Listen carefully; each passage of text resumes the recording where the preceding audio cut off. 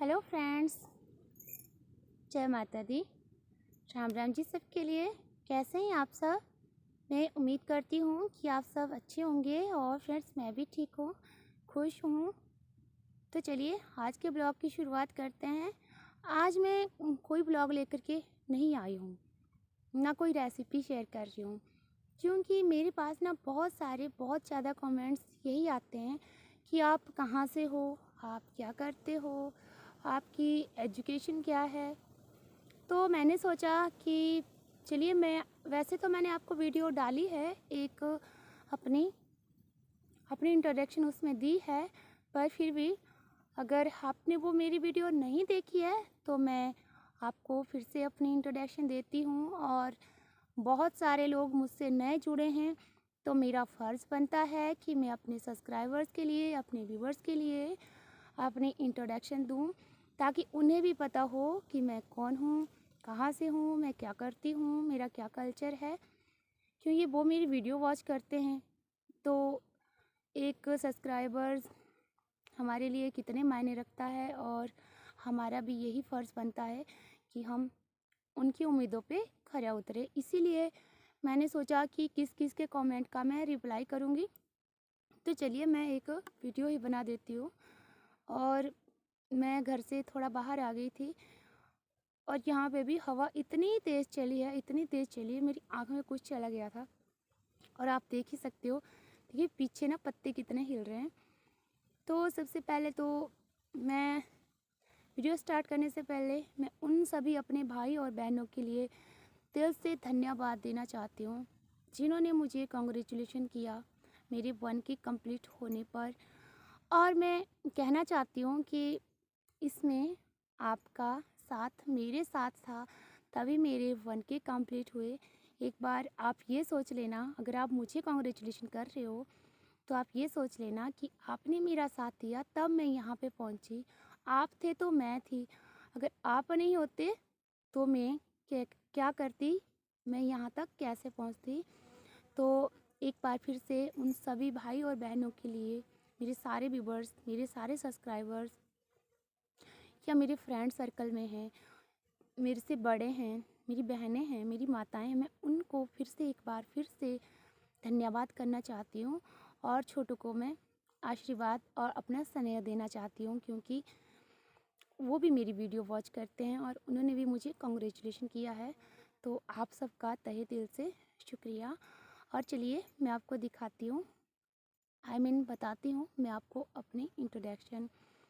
तो जैसा कि मैंने आपको पहले भी बताया था, पर शायद आपने वो मेरी वीडियो नहीं देखी होगी, तो चलिए मैं फिर से बता देती हूँ। और देखिए यहाँ पे ना ऊपर पेड़ है, तो उससे ना भौरे मेरे आसपास आ रहे हैं, तो चलिए इन्हें इग्नोर करिएगा।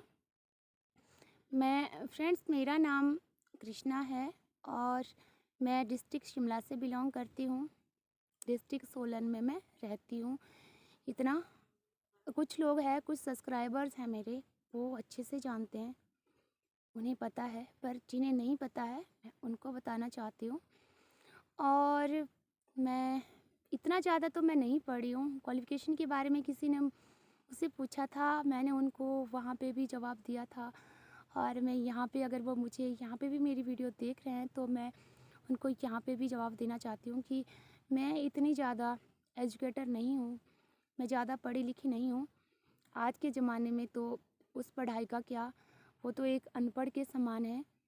पर फिर भी मैं 10th तक पढ़ी हूँ, और जैसा कि मैंने आपको पहले भी बताया था कि इंग्लिश का मुझे ज़्यादा नॉलेज नहीं है, ज़्यादा ज्ञान नहीं है मुझे इंग्लिश का, पर हिंदी में अच्छे से समझ भी लेती हूँ और बोल भी लेती हूँ। ऐसा नहीं है कि मुझे इंग्लिश नहीं आती, इंग्लिश मुझे आती है, पर मैं बहुत कम यूज़ करती हूँ, मतलब थोड़ा थोड़ा यूज़ करती हूँ। और वैसे भी आपको तो पता ही है फ्रेंड्स कि हमारी मातृभाषा क्या है, और हमें इसी का प्रचार करना चाहिए, अपनी मातृभाषा का। और मुझे तो अपनी मातृभाषा बहुत प्यारी लगती है, बहुत ही ज़्यादा। तो मैंने बताया आपको कि मैं डिस्ट्रिक्ट सोलन से हूँ, और मैं रहती हूँ अपनी मम्मी के पास ही, यानी कि मायके में ही। और मायके में मैं क्यों रहती हूँ ये भी मैंने आपको बताया था, पर चलिए फिर से मैं एक बार आपको बताती हूँ कि मैं इकलौती हूँ, मेरे कोई भाई या बहन नहीं है।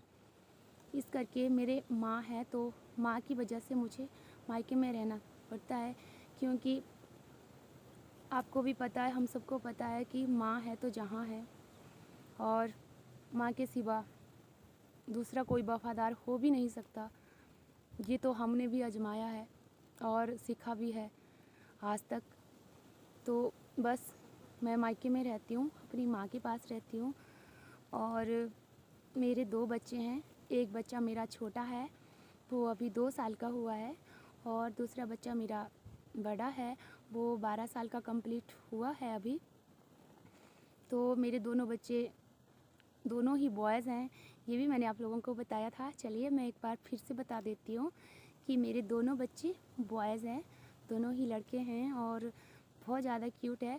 बाकी जो बड़े वाला बेटा है वो मेरे लिए हेल्पफुल है, मेरी हर एक बात में, हर एक काम में मेरी हेल्प करता है, और मैं उसको सिखाती भी हूँ कि किस तरह से घर के काम भी करने चाहिए, और अपने बच्चों से घर के काम करवाना कोई बुरी बात नहीं है।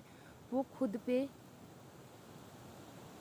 अपने पैरों पे खड़ा हो जाएं, और हो सकता है कल को कि अगर वो बाहर चला जाए और उसे काम करने की आदत ही ना हो, तब उसके साथ कौन होगा?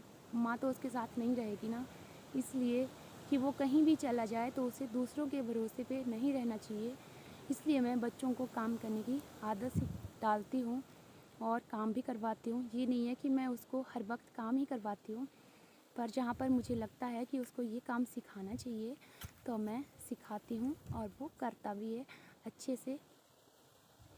तो चलिए, ये तो होगी मेरी इंट्रोडक्शन। और मम्मा है, तो मम्मा के बारे में भी मैंने आपको बताया था कि वो तो बुज़ुर्ग है, बीमार रहते हैं, और ये नहीं है कि वो काफ़ी मतलब एज के हो चुके हैं, पर तब भी अभी उनकी इतनी एज नहीं है कि वो बीमार हो या ऐसा वैसा हो, पर फिर भी वो पिछले 10 साल से बीमार है। उन्हें हार्ट की प्रॉब्लम है, 2 बार उनको हार्ट अटैक आ चुका है, पर मेरी माता रानी की मेहरबानी और ऊपर वाले का आशीर्वाद मेरे साथ था कि मेरी माँ मरते मरते बचे। एक बार जब उन्हें पहली बार हार्ट अटैक आया तो वो चौथे दिन उनको हॉस्पिटल में होश आई, चौथे दिन उनकी आंखें खुली थी जब मैं उनको आईजीएमसी में ले गई थी, और वो बात थी 2012 और 13 की। तो चौथे दिन उनको होश आया था वहाँ पे, जब वो उनको हार्ट अटैक आया था, और मुझे उस टाइम इतनी नॉलेज नहीं थी कि ये क्या हो रहा है क्या नहीं हो रहा है, क्योंकि उस टाइम मेरी एज भी यही थी, कोई 20-22 साल की थी, और मुझे नहीं पता था कि ऐसा भी कुछ होता है। पर जितना मुझसे हुआ मैंने अपनी मम्मा की केयर अब भी करती हूँ, और तब भी की। उस टाइम मेरा छोटा था बेटा, छोटे वाला बेटा था, वो था करीब करीब 1.5 साल का, तो मैंने उसको भी अपने साथ हॉस्पिटल में रखा और अपनी मम्मा की केयर की। और मेरी मम्मा 31 दिन तक आईजीएमसी शिमला में एडमिट रहे, वहाँ से उनका इलाज हुआ और वहीं से उनकी दवाइयाँ चली है। जब उनको दूसरा हार्ट अटैक आया था तब तो मैं संभलने लायक थी, फिर से उनको आईजीएमसी में भर्ती करवाया, पर तब वो 11 दिन बाद हॉस्पिटल से आ गए थे, और तब से लेकर के अब तक उनको डेली रूटीन के साथ दवाइयाँ लगी है, सुबह शाम। तो फ्रेंड्स, इसलिए मैं अपनी माँ को अकेला नहीं छोड़ती। आप लोग कुछ तो कहते होंगे कि मैं ससुराल में नहीं जाती, मैं इसीलिए ससुराल में नहीं जाती। ये बात नहीं है कि मेरे हस्बैंड मेरा सपोर्ट नहीं करते हैं, वो करते हैं, अच्छी खासे से मेरा सपोर्ट करते हैं, पर मैं उनका साथ भी छोड़ दिया है। क्यों? अपनी माँ के लिए। बच्चे मेरे साथ रहते हैं, हस्बैंड बाहर कमाते हैं, उनका बिजी शेड्यूल है, उनके पास हमारे लिए टाइम नहीं होता। मुझे कोई बुरा नहीं लगता, ना मैं ये बोलती हूँ, ना मैं कभी शिकायत करती हूँ कि ये है वो है। मैंने कभी उनसे शिकायत नहीं की, पर बस शिकायत है तो मुझे खुद से शिकायत है कि मैं इस लायक शायद मुझे उन्होंने कभी समझा नहीं, या मेरी परेशानी क्या थी, मजबूरी क्या थी, ये भी उन्होंने नहीं समझा। चलिए, हम किसी को बुरा भी नहीं कहते हैं, जो भी है सब अच्छा है, पर जब तक मेरी माँ है तब तक तो मैं अपनी माँ के साथ हूँ, और बच्चों को मैं खुद पाल रही हूँ अपने बलबूते पे। मेरे 2 बच्चे हैं, जो भी कुछ मुझसे होगा, जैसे भी बनेगा, मैं उनको हर एजुकेशन दूंगी, जितना भी मुझसे होगा। मैं हर हद तक अपने बच्चों का अच्छा सोचती हूँ और मैं अपना भविष्य अपने बच्चों में देखती हूँ कि जो मैं नहीं कर पाई वो मेरे बच्चे करें। मैं अपने बच्चों को वो दिखाना चाहती हूँ, वो बनाना चाहती हूँ, ताकि वो कल के लिए किसी के ऊपर डिपेंड ना रहें जैसे कि मैं थी। और अकेलापन क्या होता है मुझे पता है अच्छी तरह से, मैं अच्छी तरह से जानती हूँ। क्योंकि लोग तो कहते हैं कि हमारे भाई भाई ये वो, मुझे तो बचपन से बाप का साया छूट गया था और माँ ने ही पाला है, तो मेरे तो कोई भाई बहन कोई नहीं था, मुझे अकेले पाला है और किस मुसीबत में मेरी माँ ने मुझे पाला है। तो आज जब मैं वो याद करती हूँ ना तो मैं सब कुछ भूल जाती हूँ, सारे गम दर्द जितने भी है मैं सब भूल जाती हूँ। किसके पीछे? अपनी माँ के पीछे। मुझे अपनी माँ के आगे कोई नहीं दिखाई देता, ये सही बात है।